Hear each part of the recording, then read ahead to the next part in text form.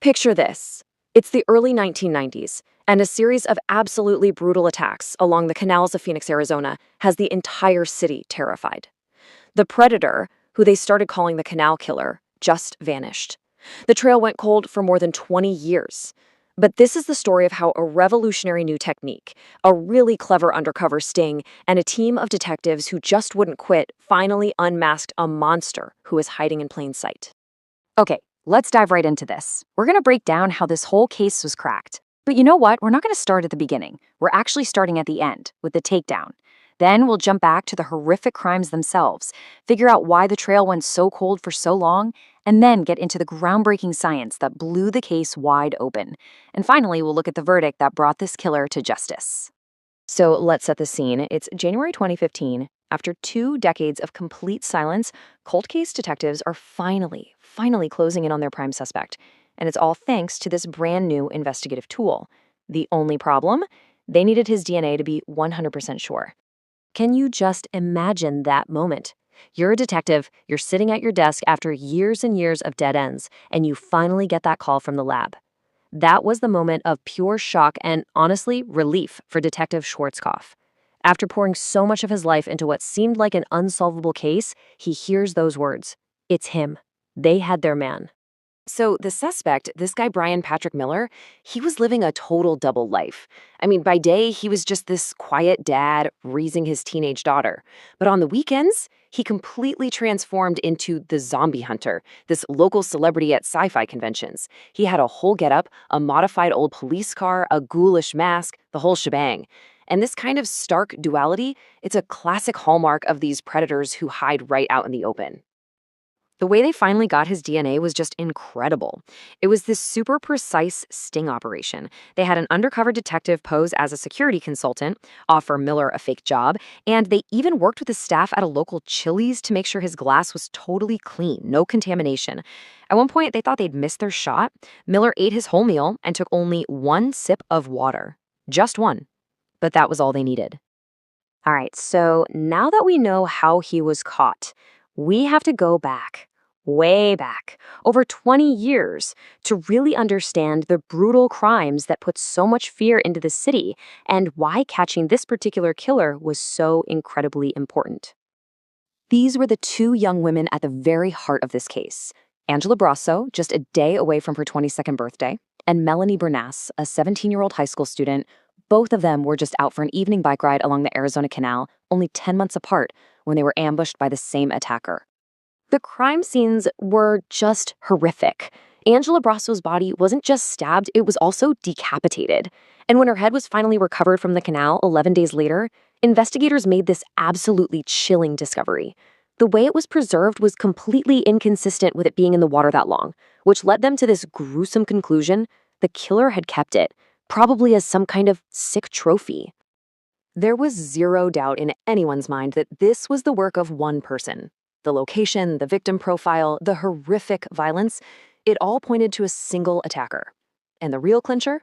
DNA evidence from both crime scenes proved, definitively, that the police were hunting for one sadistic serial killer. So, police had the killer's DNA profile. You'd think that would be a pretty ironclad piece of evidence, right? But here's the thing. When they ran that profile through the databases, it matched no one. The investigation just hit a brick wall, and the case went completely cold for more than 2 decades. For over 20 years, just think about that, 20 years, that DNA profile just sat in CODIS, the National DNA Database for Criminals, without a single hit. All the leads just dried up. Investigators started to fear the killer was either dead, already locked up for something else, or had just vanished, never to be found. And this part is just infuriating. It shows you how close they came to catching him years earlier. So, in 2002, while he was living up in Washington, Miller was arrested and actually put on trial for stabbing another woman. But he claimed self-defense, and he was acquitted. If he had been convicted, he would have had to give a DNA sample, and boom, the Canal Killer case would have been solved right then and there. But that not guilty verdict let him slip right through the cracks and remain a ghost in the system. By 2014, this case was ice cold.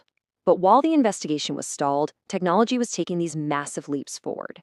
And a revolutionary new field, one that some in law enforcement were actually calling witchcraft, was about to change everything. This right here was the game changer: forensic genetic genealogy. So instead of looking for a direct DNA match in a criminal database, this technique uses public ancestry websites, like the ones you'd use to find out about your own family tree, to find a suspect's distant relatives. We're talking second or third cousins. From there, investigators can build out a family tree and start to zero in on their person of interest. And this is huge. This wasn't just another lead. This was literally history in the making. This was 4 years before the famous Golden State Killer case was solved using this same method. The Phoenix Police Department was pioneering its use right here. The arrest of the Canal Killer was the very first time this technique had ever been successfully used to solve a cold case homicide. Now, this process was painstaking. Dr. Colleen Fitzpatrick, a real pioneer in this field, she took the killer's DNA, found some distant relatives in public databases, and then started meticulously building out these massive family trees, tracing lineages back for generations. And all the different branches of her research just kept leading back to one common last name: Miller. And this pointed investigators right back to Brian Patrick Miller, whose name, get this, was already buried deep in their original case files from an anonymous tip years and years earlier. So, with Miller arrested and that DNA match confirmed, the decades-long hunt was finally over.